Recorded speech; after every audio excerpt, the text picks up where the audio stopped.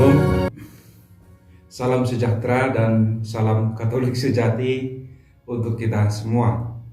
Semoga saudara-saudari selalu dalam keadaan sehat dan dalam perlindungan Tuhan. Amin. Amin. Pada kesempatan ini, saya mau mengajak kita untuk bermenung, berefleksi dari bacaan Injil yang kita ambil dari Matius bab 16 ayat 13 sampai dengan ayat 20. Saudara-saudari, perikop Injil ini berbicara tentang pengakuan Petrus. Nah, suatu ketika Yesus bertanya kepada para murid-muridnya, "Menurut kamu siapakah anak manusia itu?" Anak manusia maksudnya dirinya sendiri. Para murid menjawab, ada yang mengatakan Yohanes Pembaptis, ada yang mengatakan Elia, ada pula yang mengatakan Yeremia atau nabi lain.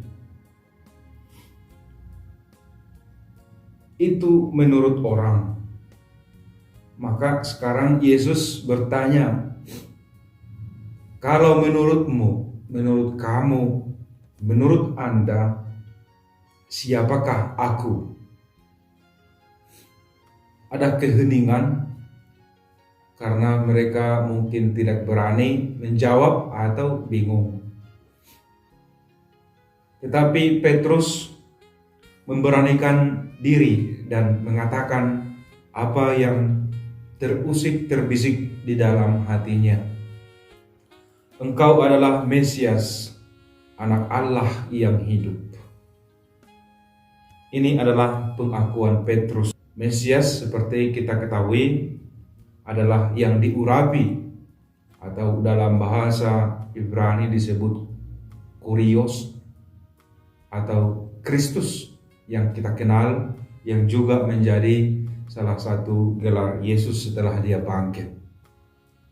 Nah, Bapak Ibu, saudara-saudari yang terkasih, pengakuan Petrus ini atas siapa Yesus mengumumkan kepada publik, kepada dunia, bahwa Yesus adalah Putra Allah yang diurapinya, yaitu Mesias. Pengakuan ini bukanlah sebuah pengakuan yang biasa-biasa saja, sebab bahkan hingga pada detik ini banyak orang yang belum mengenal siapa Yesus di dalam hidupnya tentunya. Tetapi Petrus, walaupun ia adalah seorang pribadi yang boleh kita katakan pelin-pelan dalam mengenali siapa Yesus, tetapi dia mengungkapkan atau mengakui secara pribadi bahwa Yesus adalah Putra Allah, Yesus adalah Mesias yang diurapi. Saya mau mengajak kita untuk bertanya ke dalam diri kita masing-masing.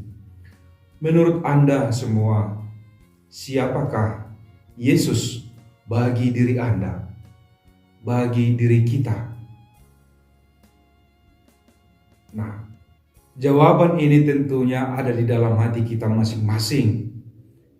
Jawaban itu tentunya bisa kita pakai juga sekaligus untuk menjalani atau memperkokoh iman kita. Maka saya menganjurkan agar kita juga pada hari ini, pada kesempatan ini, masing-masing menjawab, siapakah Yesus bagi saya? Siapakah Yesus Kristus itu bagi saya? Pengenalan kita akan Yesus Kristus akan memberikan sebuah pengakuan juga dari Yesus. Mengapa saya katakan begitu? Karena begitu Petrus memberikan pengakuan kepada Yesus, Yesus juga sekaligus memberikan sesuatu jabatan kepada Petrus. Apa itu? Dan Yesus pun mengatakan kepada Petrus, dan Aku pun mengatakan kepadamu, engkau adalah Petrus, dan di atas batu karang ini aku akan mendirikan jemaatku, dan alam maut pun tidak akan menguasainya. Dan sekaligus Yesus memberikan kepada Petrus kuasa, yaitu sebagai pemegang kunci kerajaan surga. Maka sejak saat itu, apa yang diikatkan oleh Petrus di dunia akan terikat di surga, dan apa yang dibukakan oleh Petrus di dunia akan terbuka di surga. Inilah sebagai imbalan atau pengakuan balik dari apa yang telah dikatakan oleh Petrus kepada Yesus. Artinya, begitu Petrus mengakui Yesus sebagai Mesias, Putra Allah yang hidup, maka Yesus pun pada saat itu memberikan semacam imbalan lah kita katakan kepada Petrus atas pengakuannya, sebuah kuasa wibawa. Melalui dia, Yesus akan membangun gereja, Yesus akan membangun jemaat. Nah, pengakuan kita terhadap Yesus itu akan berbuah atau akan memperoleh pemberian khusus sebagai rahmat atau hadiah dari Yesus sendiri kepada kita masing-masing. Layaknya Yesus memberikan hadiah atau otoritas kepada Petrus, demikian juga Yesus akan memberikan hadiah atau rahmat berkat khusus kepada kita atas pengakuan kita siapa Yesus bagi kita masing-masing. Saudara-saudari yang terkasih di dalam nama Tuhan kita Yesus Kristus, lebih jauh dari permenungan kita ini, di dalam perikop Injil ini juga kita menemukan bahwa sesungguhnya Yesuslah yang mendirikan gereja Katolik melalui muridnya yaitu Petrus. Engkau adalah Petrus, di atas batu karang ini aku akan mendirikan gerejaku. Aku akan mendirikan jemaatku. Kita semua tahu bahwa ini adalah yang disebut dengan primat Petrus. Dia sebagai paus pertama di dalam gereja Katolik yang melalui dirinya Yesus membangun gereja. Dan secara biblis atau dasar biblis pembangunan gereja Katolik sebenarnya diambil dari ayat ini, diambil dari perikop ini.